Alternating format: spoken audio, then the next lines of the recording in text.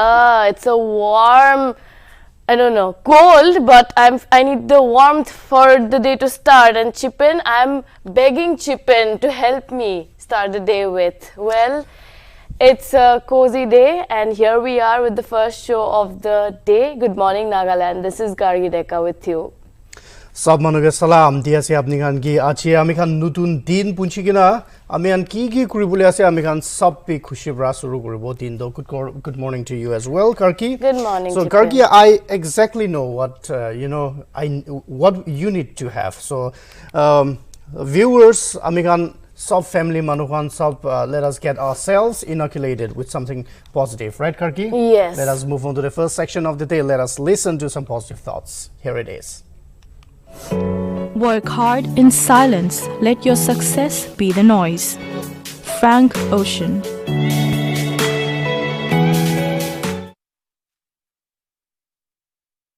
Well, that was a beautiful thought by Frank Ocean to start off the day with. Now we will be going to the next segment where we will be going to the top headlines. Chief Minister Nagaland nephew Rio lays copy of report on introduction of government resolution on the secularization and reconstruction of financial assets and enforcement of Security Interest Act 2002 during 9th session of the 13th Nagaland Legislative Assembly, which began yesterday. Bharatiya Kisan Union leader Rakesh Tikait on Thursday pins another allegation on the central government, alleging that the latter does not want to talk about the minimum support price as it would benefit farmers throughout the country. Strong earthquake of 6.1 magnitude hits India-Myanmar border. Tremors felt at Kolkata, Guwahati. Quake reported at 5:15 a.m. with an epicenter with depth of 73 kilometers southeast of Tenzol, Mizoram, according to the National Center of Seismology. India has been put on high alert in the wake of multiple cases of the new COVID-19 variant B.1.1529 reported in Botswana, South Africa and Hong Kong. The central government has issued orders to conduct all domestic and international coming and transitioning through these countries. New variant of COVID detected in Africa. World Health Organization calls for meeting. UK bans flights to Africa.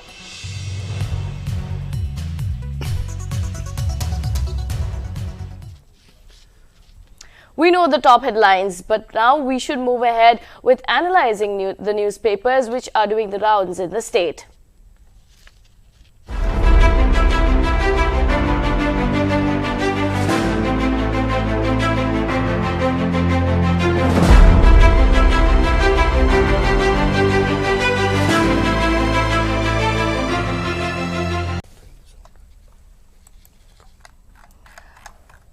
Well, Chipin, let me start and go ahead with the prominent daily Eastern Mirror. So the first story that I would be taking is the NLA Session Safaris Act introduced. We know that yesterday the 13th Nagaland Assembly began, and the 9th session of it began, of course, where the government on Thursday introduced the resolution on secularization and reconstruction of financial assets and enforcement of Security Interest Act, SAFARC Act 2002. Now that leader of the House, Nagaland Chief Minister, of course, nephew Rio, has introduced the bill on the floor of the House on the very first day. Now this is as we know, it's a 2-day winter session where yesterday nephew Rio introduced this bill. So the select committee, which was formed this year in February 19, on the 19th of February, is examining the application of SAFARC 2000 Act in Nagaland, taking into account the special constitutional provision of 371A. Now we know that due to some constitutional obligations, there cannot be collision of both the act that has been introduced, and there is sort of a arrangement or an understanding going on regarding the same. We'll go on to more of details later on. The next news that I would like to talk about is Rio condoles the demise of Dr. Saleh Iralu. Now, he was an active member of the Red Cross. Dr. Saleh Iralu was an active member of Indian Red Cross Society and had participated in several medical camps. We know of his philanthropic attitude, and Nagaland Chief Minister Neiphiu Rio mourned the demise of Dr. Salieralo, who passed away on Thursday. Rio in fact described him as God-fearing, warm and sincere man. Rio said that the doctor confirmed to help the needy even after his retirement. Now, yes, that is a loss for the state in a way or another, and we, of course, mourn the death of Dr. Salieralo. The next topic that I would like to go on to is that the lift of ban on appointment in education department. Now, this is something that I would like to discuss with Chipen. We know that education department is a very crucial department or a very crucial part of citizens' growth in any way. You know, a child. Yes, correct. You're correct. A child needs to be provided with proper education so as to become a responsible citizen. Now, this has come up in yesterday's session. I mean, the winter session that is being held, and a legislator of the Nagaland People's Front urged cabinet to re-examine the ban of fresh appointments, particularly in the education department, stating that the students are facing crisis and that this could affect the students adversely. We obviously know that. Now, what do you think? Why are we facing this crisis sort of situation when appointment is not being given to fresh people in the education department? I mean, this is a huge crisis in a way or another, isn't it, Chipin?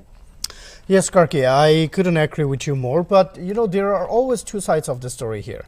Now, if we look at this same issue from the Morang Express perspective, then there we can see that the Chief Minister, Neiphiu Rio, when he was addressing to the concerns raised by the House yesterday during the assembly session, Chief Minister, he made it very clear that Nagaland has no shortage of teachers. Nagaland has no shortage of teachers. In fact, if we look at it from the national perspective, in the national average, for the national average, the ratio is 30 students and 1 teacher.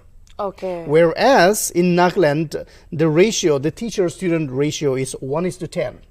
So that gives us a very good, idea of how things are and how there has been, miscommunication even in the government also. Nagaland has 1:10 teacher-student ratio, which is in fact very, it should be very convenient for the students. And, for the teaching learning process. So I don't think Nagaland, in this regard, Nagaland has a shortage of teacher. And in fact, he also added that there are about 10,000 excess teachers in the state. So can you imagine that? So that's like a huge number in a way or another, right? So to make a statement like lifting ban on appointment is something that is not needed in the state right now, given the fact that we know that we already have excess of teachers. Now, it is not. Yeah, there is another claim that even the health department appointments have been freezing for quite some time. Now, that is also a concern because we are already facing a pandemic. There is crisis. So if there is freezing of appointments in the health department as well, that means we are lacking behind the basic necessities in the healthcare sector, which is a very integral part of development, of course. So this is something that I hope the assembly can come about for a solution in these 2 days of session. What do you think? Yes, Karki, exactly. But Karki, I want to put it aside for now because let us, I just wanted to delve deeper into this no shortage of teachers in Nagaland as opined by one of the legislators there. Yes. So I also want to make this known to the public that, what the Chief Minister said. Yeah. The Chief Minister said that there was no shortage of teachers in the state. In fact, we have about 10,000 excess teachers in the state. And one thing is to be mentioned here, the Chief Minister said that we have a shortage of teachers in terms of maths and science. Yes. In terms of maths and science. But, if you look at the yearly data of students who pass out, who complete their graduation or the masters, we can see that a lot of students, a lot of scholars, let's say, they have graduated in mathematics and science, chemistry, physics, biology. Yes. And there are many people, so why can't they appoint, or in every school there has to be maths and science teachers? Yes. Not just government but private sectors are doing very well. So why can't the government do well? Yes. So in this case, you know, in the assembly, one claiming that we have lack of teachers, appointments should speed up, and the other one, the head of the house, saying that we have excess of about 10,000. So this is very contradictory. Very contradictory, and I do not understand whether the ground this is a reality. joke. Whether this is a joke or what kind of games they are up to. So this thing, there shouldn't be any kind of miscommunication or misunderstanding, you know, especially when you are from the same party and when you are working for the people. So this is definitely not happening, and it clearly shows that we don't have shortage of teachers. And transparency is missing somehow, you know. The people are unaware of the reality, where the leaders themselves are having such different opinions and such different mindset about the same basic thing that people are questioning in a way or another. And there is no answer, concrete answer that one can give, because the leader of the house gives a particular statement, and the very same party members, you know, his own party members question him about the same thing. So how is this even in the same line, or are they in the same, do they even have the same understanding of their own government? That is the question, right? That is the question. That is the question. And I also want to bring this into our discussion, Karki. You know, you might be surprised when you learn more about the reality of the state, but here it is. Let me just give you some, you know, insights here and there. So there are many people who have been employed as government teachers, and they haven't gone to their post, they haven't gone to their, you know, service stations for the last 6, 7, 8, 9, 10, 15 years. So there are government teachers that have no student enrollment, but they are, you know, they have appointed teachers, math, science, English, history, Hindi, and those teachers are getting paid. They're getting paid on a regular basis, and they're getting hefty amount of salary. In fact, they're withdrawing very handsome amounts. So do you think that that is justified? No, I don't think. No, it's never, and it will never be justified. So I want the citizens, our viewers, our family members, our supporters to understand this, that Nagaland, I don't think that Nagaland has a shortage of teachers. In fact, we have excess, and we do not know what we will do with those excess. So, you know, there's a term called social loafing here that we can, you know, apply in this context. One person thinks that, okay, there is another person who will do it for me. I don't need to do. Somebody will think that. So I feel that in Nagaland, somehow the education department, especially those who are employed, those who are educators, they might be, you know, actually practicing that term called social loafing. I don't need to go and teach because there is excess teacher. They will do it for me. So that thing is happening. I personally know a lot of people who have never gone to their posting for taking classes, and they are withdrawing hefty amount of salary. So it's such a shame. That's a serious concern in the moment then. I mean, for their own petty understanding or for their own petty ways of dealing, the students are somehow facing the wrath of the situation, right? So it's something to really work on if the state really wants development in a way or another. Yes, and Karki, also you should know that in Nagaland, unfortunately, people, they do not want to study in government sectors. They prefer private sectors. They prefer private institutions. So even those from the rural areas, they would try their best. The parents would do everything to provide their kids with the best education possible. So they would migrate to another place, they would relocate to towns and where they would study. So here you can see that, you know, since students are not there in the village, the government should take action to either step up and improve the education infrastructure of the government institutions, or if they cannot do that, then give it to the private. And just close down the school. Why should the state government pay people who do not work? True. So that thing should also be taken seriously here. Okay, Chipan, you can take over. Yes, so that's what we have just discussed. Now that I would be moving on to the next section of the review. I will be doing the review from Morong Express here. So here it is Nagaland healthcare facilities suffer due to unutilized fund. And this report has been given by the Comptroller and Auditor General, CAG. Yes.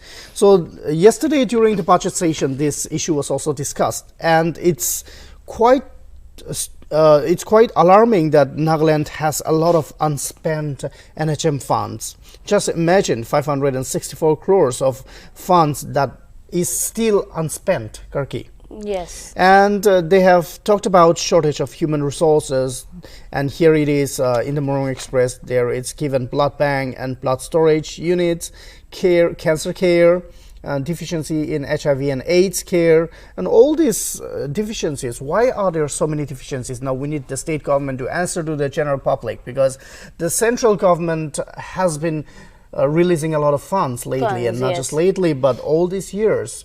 But if there are so many areas where the state government has not spent the central funds, then where are they spending these funds? Big question, Chipen, yes, big question. And the fact that if you go to the statistics, then you will understand that there is a lot of underlying saving, range that you can see if you go through the statistics.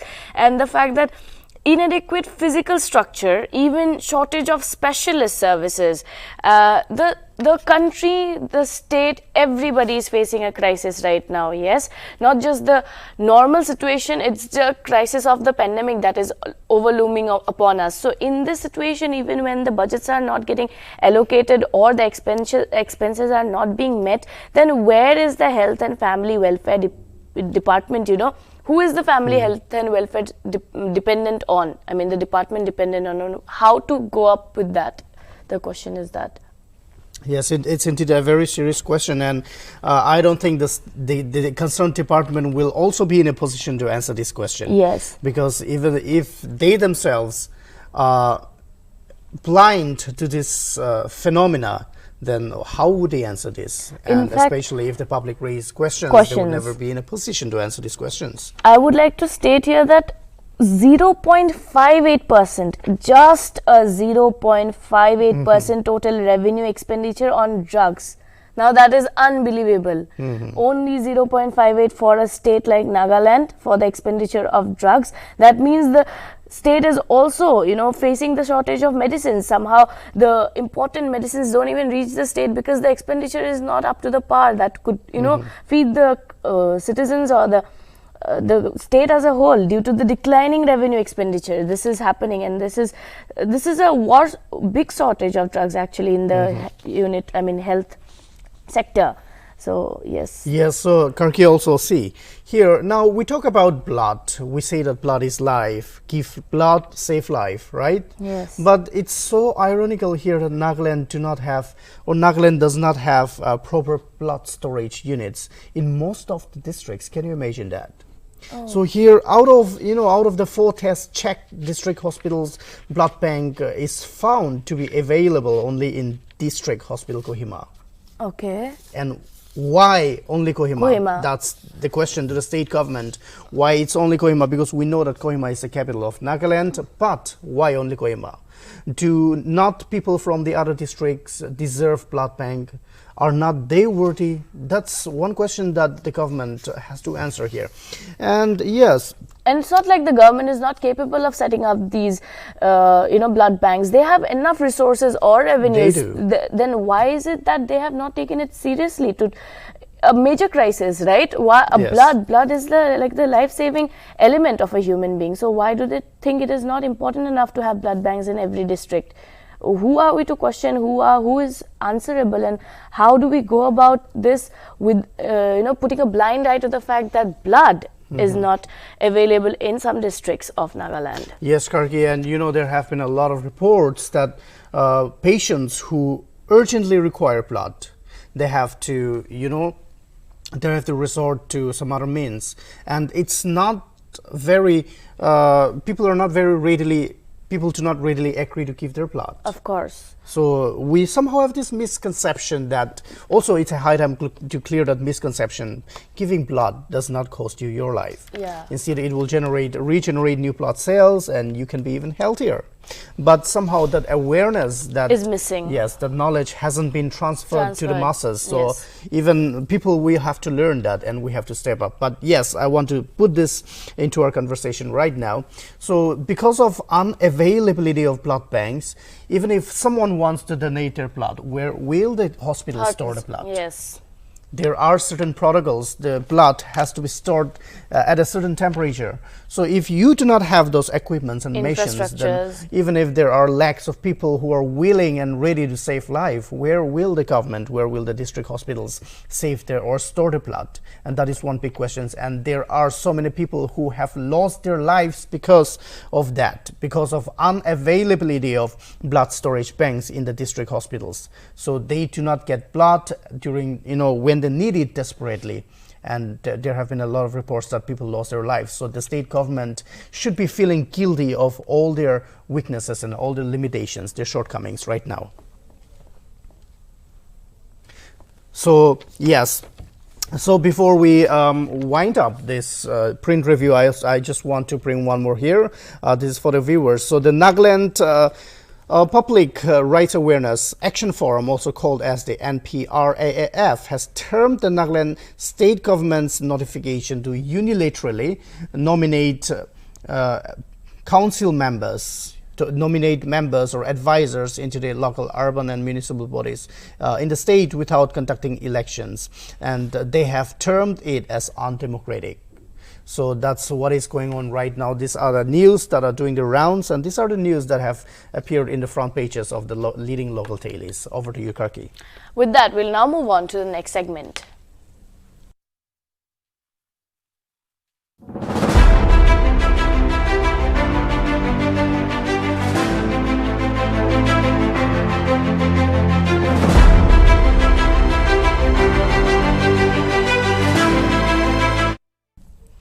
With that, now let's lighten the mood and go ahead, learn some facts of the day that happened in the previous years.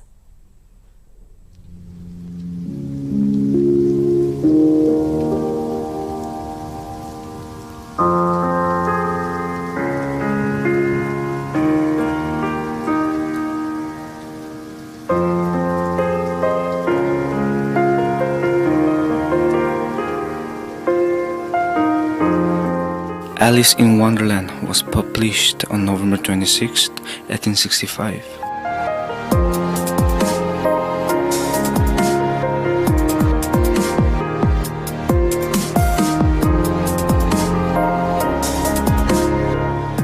Arjun Rampal, an Indian Bollywood actor, was born on November 26, 1972.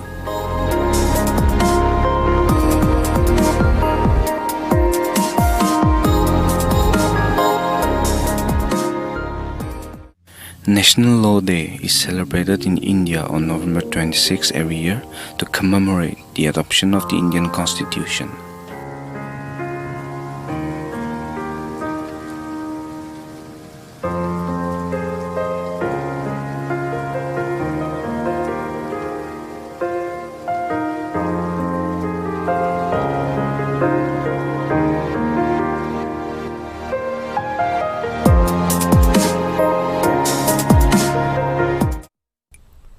So, Karki, I'm feeling very embarrassed right now. I thought that Alice in Wonderland was a new story. Well, no. I'm sorry to let you down, but it's not. It's not. I just learned that Alice in Wonderland first originated in the year 1826 and all. So it's very embarrassing to know that. See, this is why we urge our viewers to tune in. We urge our supporters to tune in and learn these facts. Also, I want to give a very big shout out to all professionals who are working so hard to maintain law and order situations in our country. Today is International or National Law Day. So a big shout out to all the law keepers out there and those who are studying and those who are working hard. And yes, so that's about it. Those are the facts of the day. Chipin, remember yesterday how you were tuning into the song? Yeah? I was so lost. You were. And for that, we have another new song for you. Viewers, let's enjoy the song. Let's go for it.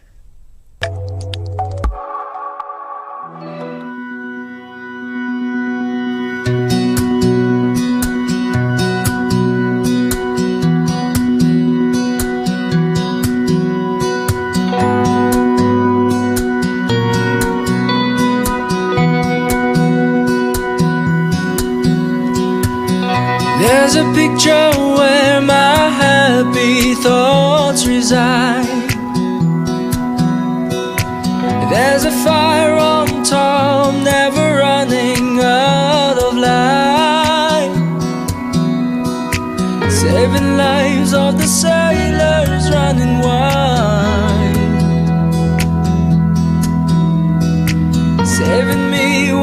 thoughts are cold and dark. If you wish, you can come with me before the sun goes down. Meet me by the lighthouse, the place my mind likes to take me. There I find serenity, where the land meets the sea. Meet me by the lighthouse, there's room enough for you. We'll fix our eyes to golden skies, move to the beat of crashing waves, build a story here today at the lighthouse to replace all the hurt from yesterday.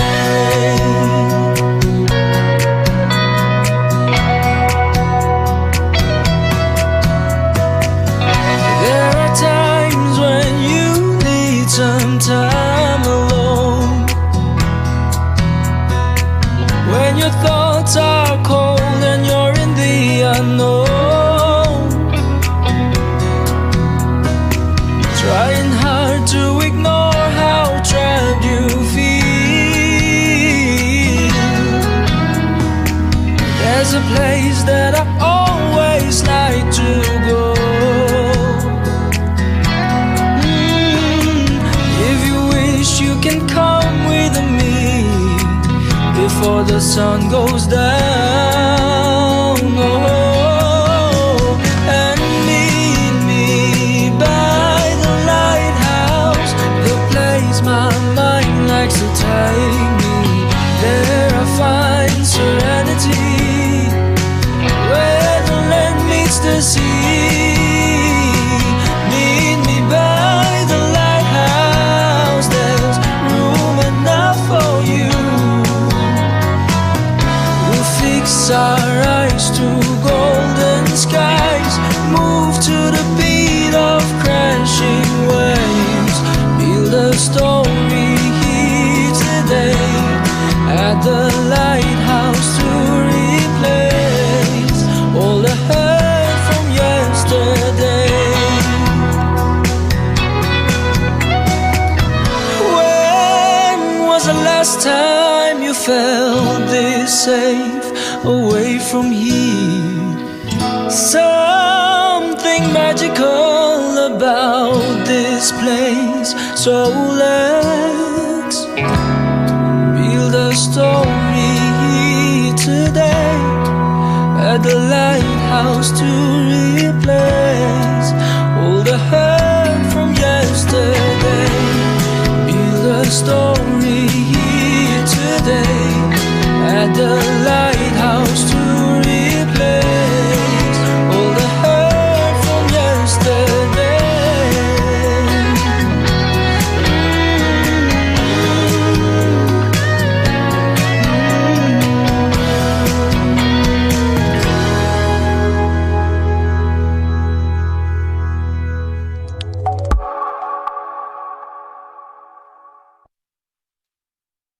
I absolutely loved it. Karki. So I really enjoyed that song by Posio. And Posio said, meet me by the lighthouse. But here, Karki and I, we would like to urge our viewers, our family members, to meet us tomorrow here at the same time, same table, with the same show, where we will play music to fill your hearts with delight, right? Yes, Chipin. And before we take your leave now, we would like to give you the weather updates. Take care. Have a good day. Have a good day.